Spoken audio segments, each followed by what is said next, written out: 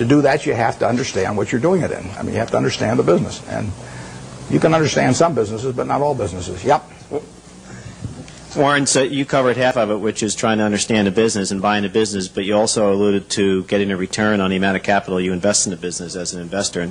And that comes back to what are you paying for the business. How do you determine what you think is a fair price to pay for the business? It's a tough thing to decide, but I don't want to buy into any business I'm not terribly sure of.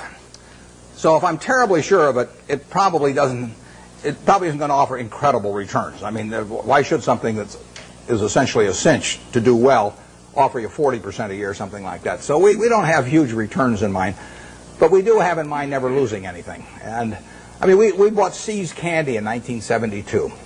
See's Candy was then selling 16 million pounds of candy at $1.95 a pound, and it was making 2 bits a pound or $4 million pre-tax. We paid $25 million for it. Took no capital to speak of. When we looked at that business, basically my partner Charlie and I really decided whether there was a little untapped pricing power there. In other words, whether that $1.95 box of candy could just as easily sell for $2 or $2.25. If it could sell for $2.25, another 30 cents a pound was $4.8 million on 16 million pounds, which on a $25 million purchase price was fine. We didn't do any, we've never hired a consultant in our lives. Our idea of consulting is go out and buy a box of candy, and eat it.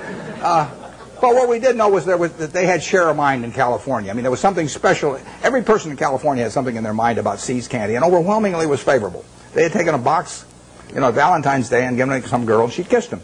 If she'd slapped him, we'd have no business. But as long as she kisses him, that's what we want in their mind. See's Candy getting kissed. And if we can get that in the minds of people, we can raise prices. And I bought that I bought it in 1972. Every year I raise the price on December 26th. I raise it the day after Christmas so that everybody, because we sell a lot at Christmas. In fact, we'll make $60 million this year. We'll sell 30 million pounds, make $2 a pound.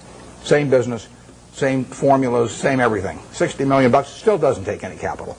And we'll make more money 10 years from now. But of that $60 million, we make about $55 million in the 3 weeks before Christmas. And our company song is "What a Friend We Have in Jesus." I mean, it is. It is a good business. But the important thing about that business is, think about it a little.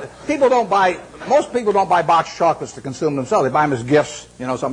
Somebody's birthday. More likely it's a holiday. It's Valentine's Day, single biggest day of the year. Christmas is the biggest season by far. But women buy for Christmas, and they plan ahead and buy over a 2 or 3 week period. Men buy on Valentine's Day. They're driving home. We run ads on the radio, guilt, guilt, guilt, guilt. The guys are veering off the freeway right and left.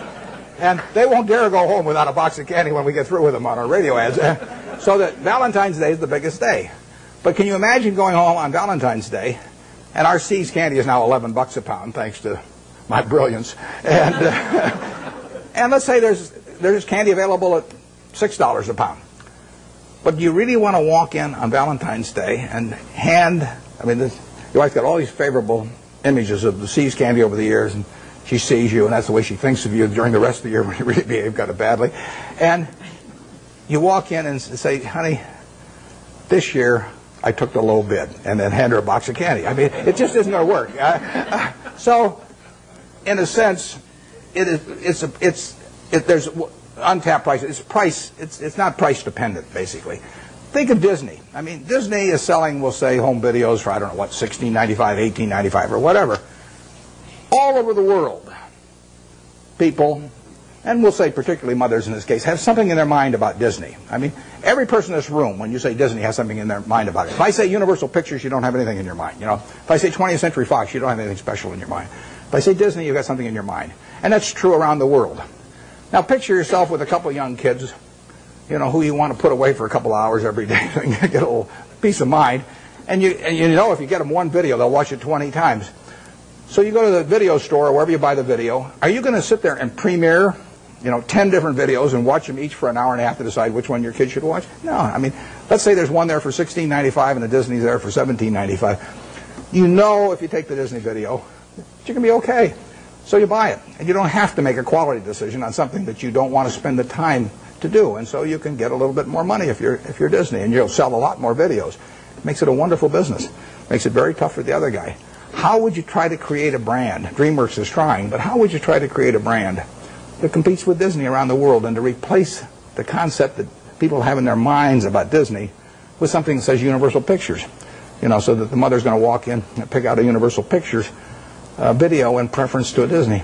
It's not going to happen. Coca-Cola is associated with people being happy around the world. We're every place they're happy. We're at Disney World or Disneyland. We're at the World Cup. We'll be at the Olympics. We're every place where people are happy. Happiness and Coke go together. Now, you give me, I don't care how much money, and tell me that I'm going to do that with RC Cola around the world and have 5 billion people that have a favorable image in their mind about RC Cola. It can't get done. And you can fool around with you can do anything you want to do. You can have price discounts on weekends and everything, but you're not going to touch it. And that's what you want to have in a business. That's the moat. And you want that moat to widen. And if you're See's Candy, you want to do everything in the world to make sure that the experience, basically, of giving that gift leads to a favorable reaction. That means what's in the box. It means the person that sells it to you, because all our business is done when we're terribly busy. I mean, people come in those weeks before Christmas or on Valentine's Day, and there are long lines. So at 5 o'clock in the afternoon, some woman is selling the last person the last box of candy, and that person's been waiting in line for maybe 20 or 30 customers. And if the salesperson smiles at that last customer, our moat is widened. And if she snarls at him, our moat is narrowed. We can't see it. It's going on every day, but that's the key to it. I mean, it's a total part of the product delivery is having everything associated with it, say, See's Candy, and something pleasant happening. And that's what business is all about. Yep.